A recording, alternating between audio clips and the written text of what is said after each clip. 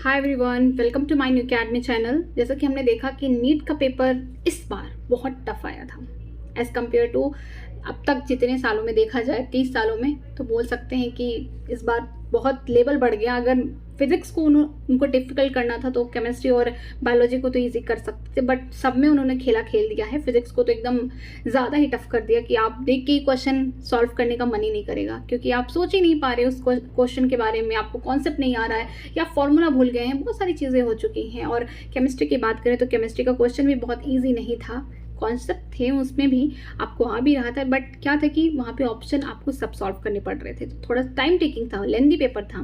Biology में भी बोल सकते हैं 80 क्वेश्चन जो थे एनसीईआरटी के थे, लेकिन 10 क्वेश्चन ऐसे थे आपको घुमा के कहीं से भी कुछ भी कॉन्सेप्ट पूछ दिया, जिसकी वजह से आप पहले से ही पैनिक हो गए। तो जैसा हमने सोच के गया था कि हम पेपर इस टाइप का आएगा, 2024 की तरह आएगा या 23 की तरह आएगा, तो हम सॉल्व कर लेंगे बहुत जल्दी से। लेकिन इस बार बायोलॉजी ही सॉल्व करने में लगभग 1 घंटे से ज़्यादा बहुत लोगों का टाइम हो गया। पेपर लेंदी बनाने की वजह से उन्होंने इतना लेंदी बना दिया कि लोग फिजिक्स का क्वेश्चन छोड़ छोड़ के आ गए। ठीक है, तो डरिए मत, कट ऑफ थोड़ा कम भी जाएगा पिछली बार से। ठीक है, चलिए अब उसके बारे में बात कर लेते हैं। कट ऑफ क्या होगा नीट 25 के लिए, एक्सपेक्टेड है, ऐसा कोई कंफर्म नहीं, हमने अपने से अनुमान लगाया है इतना। ठीक है, अगर बात करते हैं एमबीबीएस या बीडीएस की, एमबीबीएस तो हर कोई जानता है, बीडीएस के वही डॉक्टर बनते हैं, वही कोर्स करते हैं जो दांत के डॉक्टर बनते हैं। ठीक है, इनका जो ऑल इंडिया काउंसलिंग कौन कराता है? एमएमसी के पास ऑल इंडिया कोटा के थ्रू सिर्फ 15% लोगों को क्या कर सकते हैं, ऑल इंडिया में कहीं पे भी सीट दिला सकते हैं, किसी भी स्टेट में सिर्फ 15% सीट। ओके, 100% इनका क्या होता है, एम्स में पूरा जोर होता है। बात करते हैं स्टेट काउंसलिंग की। स्टेट काउंसलिंग जो है वो हर स्टेट का अपना अलग अलग उनके अथॉरिटीज़ के अंदर होता है। 85% जो सीट होती है वो स्टेट के जो बच्चे होंगे उनके डोमिसाइल से दिया जाएगा, लेकिन जो उनकी 50% सीट होगी वो ऑल इंडिया कोटा से भरी जाएगी। मान लीजिए कोई आंध्र प्रदेश का बच्चा है, उसको यूपी में चाहिए तो वो चला जाएगा 15% वाले कोटे से। ठीक है, लेकिन 85% जो यूपी का जो सीट है उन बच्चों के लिए रिजर्व होगा, यूपी के बच्चों के लिए। चलिए देखते हैं पेपर कैसा था। जो पेपर था लेवल, इसका पेपर देख लेते हैं। सबसे डरावना जो था फिजिक्स था, मॉडरेट बोल सकते, इजी तो नहीं था, मुझे कहीं से इजी नहीं दिखा कि आपने फॉर्मूला रखा आपका आंसर आ गया, कहीं से मुझे इजी नहीं दिखा है, सच बताऊं मैं। मॉडरेट था, मॉडरेट से ज़्यादा टफ था। ठीक है, अगर आपने 10 क्वेश्चन सॉल्व कर लिए तो आप ये भी देखेंगे कि आपने 15 क्वेश्चन छोड़ के सॉल्व किए 10 क्वेश्चन, तो टफ था, पेपर बहुत टफ था। जेईई मेंस के लेवल था, एडवांस के लेवल तक चला गया पेपर। काफ़ी एनटीए वालों ने काफ़ी, मुझे लग रहा है कि साल भर एक्सपेरिमेंट किए हैं सब कुछ बनाने में। क्यों ऐसा किया नहीं पता। अब देखते हैं केमिस्ट्री के बारे में। केमिस्ट्री में इजी भी कुछ क्वेश्चंस थे, कैलकुलेटिव था, मॉडरेट कह सकते हैं, टफ भी था। कुछ ऐसे क्वेश्चन कि आप उसे सॉल्व करते जा रहे लेकिन आ नहीं रहे। इजी क्वेश्चन थे, जैसे बायोमोलिक्यूल्स के बहुत सारे क्वेश्चन, एक क्वेश्चन था मैथ्स द फॉलोइंग, तो ये इजी में आ गया। मॉडरेट में क्या था कि आपको रेडियस निकालने आ रहा है, एनर्जी निकालने आ रहा है, लेकिन आप भूल गए हैं। ठीक है, वो मॉडरेट लेवल का था, बट क्या था कि आपको पूरा अच्छे से सॉल्व करके ही आंसर लाना था। ठीक है, आपको ऑप्शन में भी एलिमिनेट नहीं कर सकते। अगर आपने ऑप्शन एलिमिनेट भी कर दिया तो 2 ऑप्शन ऐसे थे कि एकदम पास थे, आप उनमें भी कंफ्यूज थे, तो आपको पूरा सॉल्व करना पड़ रहा था। टफ में देखते हैं तो बहुत सारे ऐसे क्वेश्चन थे, बोल सकते हैं कि इनमें जैसे रिएक्शन मिक्स पूछ दिया, नेम ऑफ रिएक्शन कहीं दिया ही नहीं। बच्चे रट के साल भर जाते कि नेम ऑफ रिएक्शन आएगा, तो कहीं से आया ही नहीं। ठीक है, मिक्स आ गया। और बोल सकते हैं डी और एफ ब्लॉक के भी जो क्वेश्चन आए थोड़ा सा टफ आ गए। ठीक, बायोलॉजी की बात करते हैं तो मॉडरेट था। कुछ ऐसे क्वेश्चन थे जो बोल सकते हैं आउट ऑफ सिलेबस थे, मतलब बियॉन्ड द एनसीईआरटी था, सिलेबस के नहीं बोल सकते, बियॉन्ड द एनसीईआरटी था कि एनसीईआरटी में अगर आपको इतना ही टफ क्वेश्चन फ्रेम करना ही है तो आप एनसीईआरटी में दे दीजिए वो कॉन्सेप्ट, या फिर आप उस टाइप का क्वेश्चन अपने सैम्पल पेपर में निकालिए, ताकि बच्चों को पता चल सके कि आप किस लेवल तक जा सकते हैं, पहले से प्रिपेयर रहें। ट्रिकी भी था। सब मिला के मैं, मुझे ऐसा लगता है कि पेपर पूरा टाइम टेकिंग था। अगर आप केमिस्ट्री को टाइम दे रहे तो आपको पूरा फोकस ऑन केमिस्ट्री, आपको भूल जाना है कि फिजिक्स में कितना टफ आ गया, बायोलॉजी में कितना आपने छोड़ दिया, पूरा फोकस करना था। लेंदी पेपर था, टाइम कंज्यूमिंग था, बहुत कुछ था।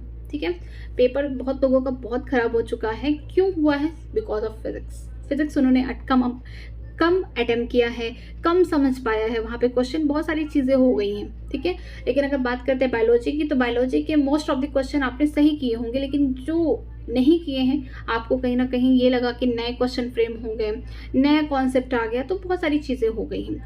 बात करते हैं केमिस्ट्री में, तो केमिस्ट्री में भी यही सब कुछ था कि अगर आपका प्रैक्टिस अच्छा है तो आपने वहाँ पे अपना 100% दे दिया है, प्रैक्टिस के बलबूते वहाँ पे आंसर निकाल के। ठीक है, बात करते हैं एमबीबीएस की, तो एमबीबीएस में जो ऑल इंडिया कोटा के हिसाब से देखते हैं यूआर का मतलब जनरल कैटेगरी का, तो 535 से 560 तक जाएगा।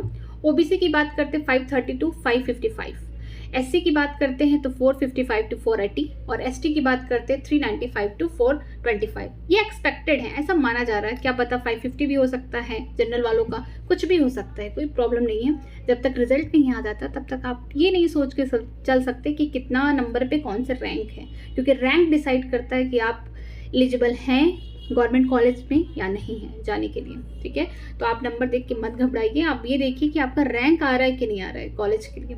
ठीक, आगे देखते हैं बीएमएस और बीओएमएस और बीएचएमएस के बारे में। तो इसका जो काउंसलिंग बॉडी है वो दूसरा है AA और CCC मीन्स AACCC। ठीक, ये कराते हैं। बीएमएस का मतलब बैचलर ऑफ आयुर्वेदिक मेडिसिन, जो आयुर्वेदा के डॉक्टर होते हैं इसी के थ्रू जाते हैं। ठीक है, BUMS की बात करते हैं बैचलर ऑफ यूनानी मेडिसिन। ठीक, BHMS की बात करते हैं बैचलर ऑफ होम्योपैथिक मेडिसिन। ये सब आप यहाँ से कोर्सेज को एश्योर कर सकते हैं। BBC में क्या होता है, बैचलर ऑफ वेटरनरी साइंस। ठीक है, जो पेट्स वगैरह बोल सकते हैं, जो एनिमल्स के डॉक्टर बनते हैं इसी के थ्रू जाते हैं, और इनका जो काउंसलिंग बॉडी है VCI है। ठीक है, तो इनका अलग है सब कुछ।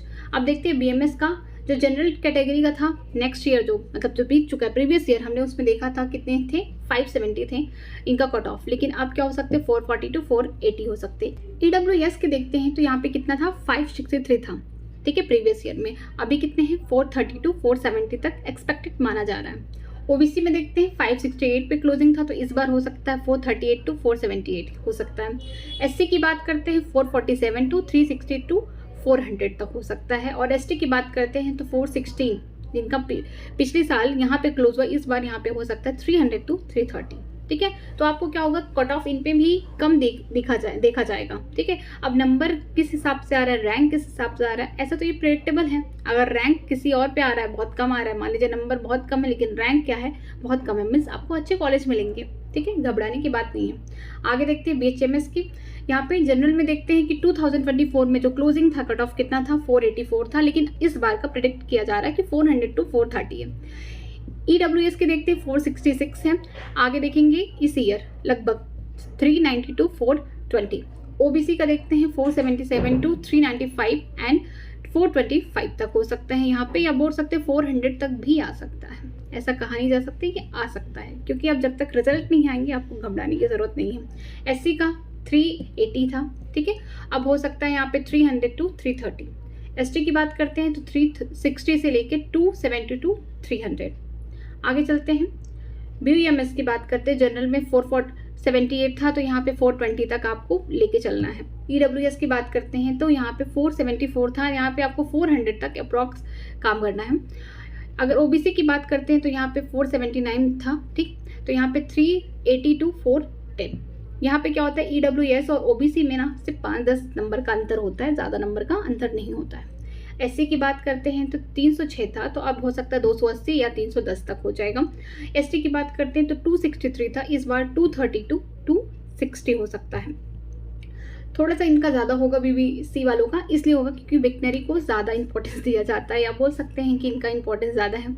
जनरल कैटेगरी की बात करते हैं तो 591 पे क्लोजिंग था, मतलब MBBS के बाद अगर हम बात करते हैं अगर कोई और कोर्स है तो ये है सेकेंड नंबर पे, फिर मुझे लगता है BDS है। ठीक है, तो यहाँ पे हो सकता है एक्सपेक्टेड है 460 टू 480 है। EWS की बात करते हैं 568 टू 450 से लेकर 470 तक है। OBC की बात करते हैं 589 से लेकर 455 टू 475 है।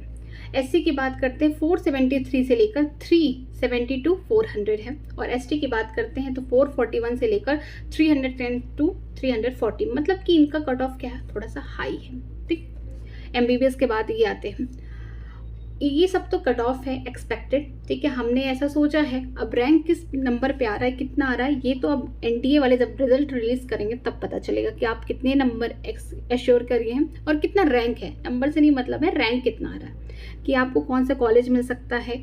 अगर आपको लगता है कि आप MBBS करना है, अगर आपका इस बार नहीं हो रहा है, तो मेरे हिसाब से आपको अभी से स्टार्ट कर देना चाहिए। कोई भी डिले नहीं करना है कि आपको रिजल्ट का वेट करना है, ये करना है। अगर आपको लगता है कि आप पार्टिसिपेट कर सकते हैं काउंसलिंग में, बिल्कुल करिए। ठीक है, कुछ भी हो सकता है इस बार, कि ये कोई नहीं बता रहा है कि एकदम ये एश्योर्ड कट ऑफ, नहीं, ऐसा कुछ नहीं है। हो सकता है अगर कोई बॉर्डर लाइन पे 500 है, 520 है, 530 है, तो ज़रूर काउंसलिंग में पार्टिसिपेट करिए। अगर आप कोई और भी कोर्सेज देखना चाहते हैं, जैसे BMS हो गया, BHMS हो गया, इनमें भी पार्टिसिपेट कर सकते हैं। ठीक है, कोई प्रॉब्लम नहीं है। अगर आप ड्रॉप लेना चाहते हैं तो बिल्कुल ड्रॉप भी लीजिए, लेकिन अभी से लग जाइए। अगर अभी से लगेंगे तभी जाके नेक्स्ट ईयर शायद आप टॉपर बन सकें। ठीक है, ये टाइम है, हर एक दिन काउंट करिए, क्योंकि जो चला गया वो वापस तो नहीं आएगा।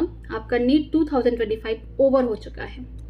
अगर आप ये सोच के रो रहे हैं कि उसमें अच्छा नहीं परफॉर्म किया, तो आप रोना बंद करिए, क्योंकि अगर आपने सोच लिया है ड्रॉप करने का, तो प्लीज़ आप नीट 2026 के बारे में सोचिए, जहाँ पे आपको बेस्ट परफॉर्मेंस देना है। आपको अपना बदला लेना है कि आपने जितना साल भर रगड़ा है, जितना मेहनत किया, आपने वहाँ पे पूरा निकाल दिया है। ठीक है, तो आपको शुरुआत से लगना पड़ेगा। अपनी जर्नी पे अभी से ध्यान दीजिए। कोई भी प्रॉब्लम हो रही है तो प्लीज़ मुझे कमेंट सेक्शन में ज़रूर बताइए, मैं उसका रिप्लाई भी करूँगी। और साथ में अगर आपने मेरा टेलीग्राम चैनल नहीं ज्वाइन किया है तो वीडियो के डिस्क्रिप्शन बॉक्स में लिंक दिया गया, आप वहाँ से ज्वाइन कर लीजिए। मैं इसी चैनल पर जून से इस बार अपने हाथ से हैंड रिटन नोट्स लेके आऊँगी, उसको पढ़ाऊँगी, साथ में NCERT की हर एक लाइन को विथ एक्सप्लेनेशन, जितनी भी कॉन्सेप्ट है सब कुछ कराते हुए चलूँगी। मेरा यही टारगेट है कि मैं दिसंबर के एंड तक पूरा सिलेबस कंप्लीट करा दूँ, और साथ में मैं क्वेश्चन भी प्रैक्टिस कराते हुए चलूँगी। फिर हमारे पास जो जनवरी, फरवरी, मार्च बचेंगे, उसमें हम लोग बस क्वेश्चन प्रैक्टिस करेंगे, रिवीजन करेंगे, यही सब करेंगे। तो अगर जो लोग मुझसे इंटरेस्टेड हैं पढ़ने के लिए, तो इसी चैनल पे मैं फ्रीली यहीं पे पढ़ाऊँगी, फ्री ऑफ कॉस्ट, कोई प्रॉब्लम नहीं है। आप बस मेरे नोट्स को अगर पढ़ते हैं, NCERT की हर एक लाइन को फॉलो करते हैं, तो कहीं ना कहीं आप हर मिनट आपको इंपॉर्टेंस देखने को मिलेगा। और साथ में जो भी मैंने पढ़ाया है इसी चैनल पे है, आप चाहें तो देख सकते हैं, मेरे बहुत सारे वीडियोस पड़े हुए हैं, आपको वहाँ से भी दिख जाएगा कि किस तरीके से मैंने पढ़ाया है और हर लाइन को एक्सप्लेन करते हुए चला है। तो इस बार मैं लाइन को तो एक्सप्लेन बाद में करूँगी, पहले कॉन्सेप्ट बता दूँगी, फिर उसको एक्सप्लेन करूँगी और बाद में क्वेश्चन भी प्रैक्टिस करा दूँगी। ठीक है, अगर कोई भी प्रॉब्लम हो रही है तो मुझे आप टेलीग्राम के थ्रू भी पर्सनली मैसेज कर सकते हैं, या फिर कमेंट सेक्शन में कमेंट करके चाहिए, मैं उसका रिप्लाई करूँगी। ठीक है, आज के लिए इतना ही। अपना ध्यान रखिए, और हाँ, अगर आप मेंटली स्ट्रांग नहीं हैं तो आप कोई भी एग्ज़ाम क्रैक नहीं कर सकते हैं। तो इसलिए पहले आप मेंटली स्टेबल बनिए, अपने घर वालों से बात करिए, जो आपको ज़्यादा समझता हो, जो आपको मोटिवेट करता हो, जो आपकी जर्नी का एक हिस्सा है। ठीक है, आप पढ़ाई के साथ साथ जर्नी का हिस्सा माता पिता भी होते हैं, जो आपके लिए लगातार मेहनत करते हैं, और आपके फ्रेंड भी हो सकते हैं जो आपको हर वक्त सपोर्ट करते हैं। तो आप उनसे कांटेक्ट में रहिए, आप उन लोगों से दूर रहिए जो आपको डीमोटिवेट करेंगे, आपको जज करेंगे नंबर से। तो प्लीज़ आप उनसे दूर रहिए, अपने आप को स्ट्रांग बनाइए। अगर आपने सोच लिया है करना है तो आप करके दिखाइए। ठीक है, ऑल द वेरी बेस्ट। कोई भी प्रॉब्लम हो तो प्लीज़ मुझे कमेंट सेक्शन में ज़रूर कमेंट करिए, मैं उसका रिप्लाई करूँगी। Thank you.